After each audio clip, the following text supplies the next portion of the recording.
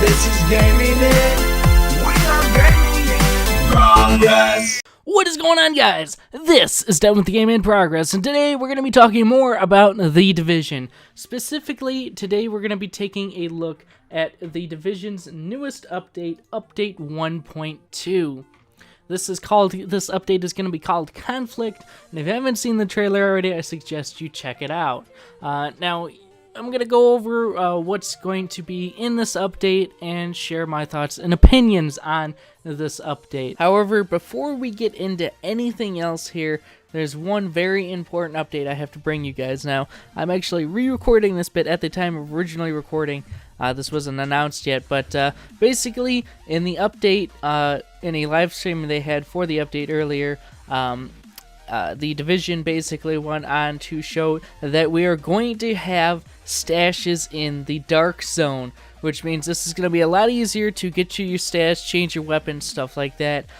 So you're going to have to go to checkpoints or safe houses, and there's going to be stashes there, so you can swap up your weapons, check out the new gear that you successfully extracted, stuff like that. This is great news. This is very important news, which is why I took the time to add this to the video. So hopefully the stash system will be even better. I imagine that adding stashes to the Dark Zone will probably also mean that they're going to expand the stash capacity, hopefully. But that being said, we're going to get to the rest of the main bulk of this video. So first off, we have Columbus Circle, which is a new incursion that we get to do, a new free incursion, and the description for it is: Rikers have seized one of the anti-aircraft sites abandoned by the Last Man Battalion. They now hold control of Manhattan's airspace and are taking possession of supply drops. Players will need to take back the area. So basically, this is going to be another incursion, so it's going to be super hard. It's going to require a lot of planning and skill to get through, at least until somebody manages to do it solo, like the last incursion and like fucking every fucking strike in Destiny ever, for whatever reason. So it's interesting that the main front is going to be, or the main force in this one is going to be the Rikers instead of the Last Man Battalion. It'll be interesting to see how this anti-aircraft site is going to be used. If maybe they'll try and fire the anti-aircraft rockets at us or something like that.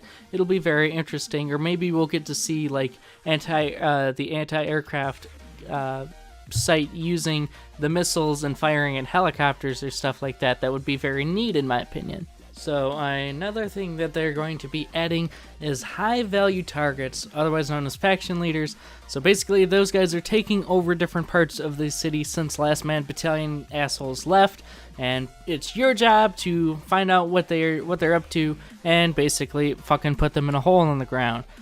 So that's gonna be interesting. It's another nice way to add content and get rewarded for completing the content and stuff like that. Now this next one that we're gonna talk about, I'm really excited for, and that is being able to hijack extractions in the Dark Zone. You'll be able to interrupt an ongoing extraction by cutting the rope, dropping all the loot on the ground, and then you have to protect the loot and then obviously call in your own extraction. So that's going to be really awesome, in my opinion. It's going to add a new layer to the Dark Zone. Because as it stands now, what a lot of people do is they call in an extraction, they defend from any enemies or players until that extraction arrives, they put on their loot, and then they just walk away and leave it and not worry about the timer counting down. So now you have to continuously defend your loot until it's time to get that extraction out of there. So a new strategy for going rogue might be, instead of killing players before they put their loot on the rope, well, actually, no, because you would still have to. You still have to kill the enemies or kill the other players before they put their loot on the rope. But then you would have to defend that area continuously while you're rogue, and these other players can continue to attack you and make your rogue counter go up until you get that loot out of there, and then obviously you can take off. So it'll be very interesting to see how this plays out into the ever-growing Dark Zone. That's one thing that's awesome about the Dark Zone, is that it's like this ever-expanding thing that's like, it's so unique, and it's such an interesting area where they're testing all these new concepts that we could see in other games in the future, you know. So I think that's really cool. It's going to make the Dark Zone a lot more interesting, and hopefully it'll go over well. Now the next one is sealed caches will be dropped by named enemies in the Dark Zone, and they could contain mystery items. And we have no idea what these mystery items are. I would assume either like high-end gear, or maybe even raid gear or interesting new weapons or stuff like that. I'm not really sure. It's hopefully we'll get to find out sometime soon. The idea of dropping caches is actually very interesting in my opinion. However, what it kind of reminds me of is they may contain mystery items. It almost reminds me of when you get blueprints in Destiny. So instead of getting like a regular weapon, you get like a weapons blueprint, and then you have to go take that to the Cryptarch and craft it. I always found that kind of annoying, so hopefully that's not what they're going for here. And then of course we have these 3 new powerful gear sets with unique bonuses, which are Hunter's Faith, Lone Star, Hunter's Faith, Lone Star, Final Measure, and Predator's Mask. So actually these are 4 gear sets, not 3, with unique new abilities that we will talk about when they become available to us. Now the last thing that's obviously going to be coming out in this awesome new update is of course the new high-end weapons. And these weapons are the Hungry Hog M60 LMG, which is probably going to be a lot of fun to use. It'll probably be really great for support, and I'm really interested to see what stats all of these weapons are going to roll with. The next one we have here is the Centurion M1911 single action semi-automatic pistol. So really this is, as far as I know, the second named high-end secondary or handgun that we're going to have here, the first of which obviously being the Damascus.